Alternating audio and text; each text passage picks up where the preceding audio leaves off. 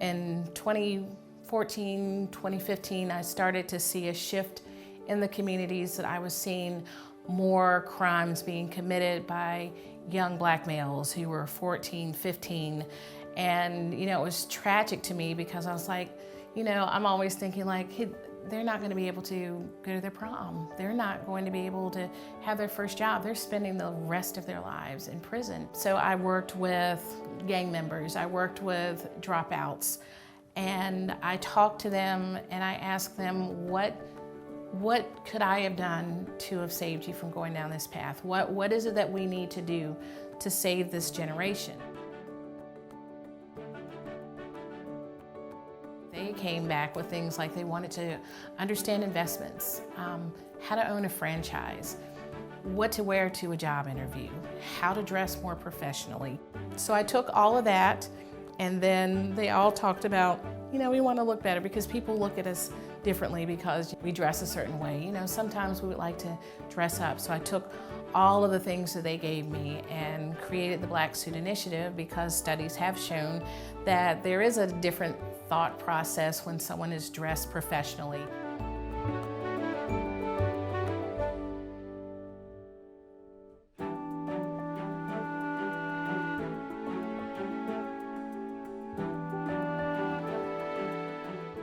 We gave them that option of wearing a suit, understanding how to invest in stocks, culinary arts, taking them to the opera, taking them to a ballet, all those things that they might not otherwise experience. I think it's important for them to be able to experience this so that they can have broader conversations later in life.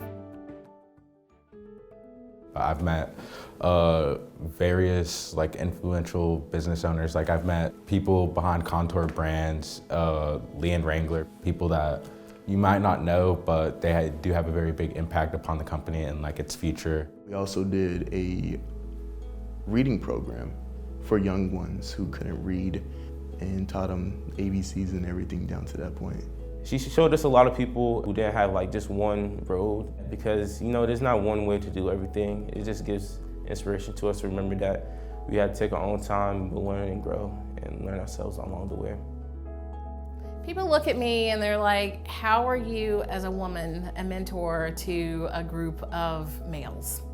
And I recognize that does look kind of odd, but I am a mentor who is teaching them how to be better people, how to be better prepared for their college life, for their work life. Even when I was speaking with the gang members, the drug dealers, they said, it doesn't matter to us who is bringing us the information, whether it's a male, a female, Black, white, it doesn't matter. We just want to know it. And I think for these young people, I am trying to help the older ones to be the mentors to the younger ones. I look at them as being the real superheroes in this. And they can reach these young people, the younger ones, sometimes better than I can. For one, being a senior, you always gotta look after the younger ones, the middle schoolers. Sometimes it'd be a handful, but that's what we all once was. If I could tell myself when I was their age what I know now, I would, but since I can't, I'm telling it to these guys now. So it's like just building a better future and outside of myself. And that's really important to me. Sometimes the younger ones might be helping you out. It's not like, even though we're leaders and we're ambassadors, there's not really too many levels to it. We're all helping each other hand in hand. With different backgrounds and different interests. That's what we're all about. It's just a beautiful tapestry, and that's what I want them to appreciate and respect. But this is kind of like a training ground. We don't have to wait until you're 21, 25 to make an impact in the community. So, them growing a garden and actually harvesting some this weekend to share with people who come to the food pantry, that's the impact that I want them to make. I want them to see the impact that they're making in their community right now. Miss Evainna, God, she's like a second mother to me. The major thing is always speak out. Always speak. Don't be afraid. Don't be shy. If you have something to say, make sure you say it. She's really given that push and motivation for me to come out of my shell, and I don't feel like anybody else has given that much of a push. But she like kind of really helped me to have a plan, like to relax, because not everything's gonna go your way. I'm just planting the seed.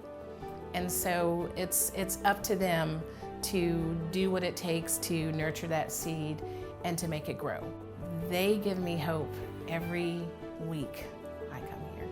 One of the advices that she have given me is to always aspire to be an inspiration to others, to always unleash my potential, never let anything bring me down or stop me, but to keep on going and keep on rising, to be like a shining star. Just jump in and do it. Make mistakes and be okay with that. Learn from those mistakes, but keep moving. So no matter where you start, if it's just a little garden or a painting session with small children, start there. And don't ever think that your contribution is small.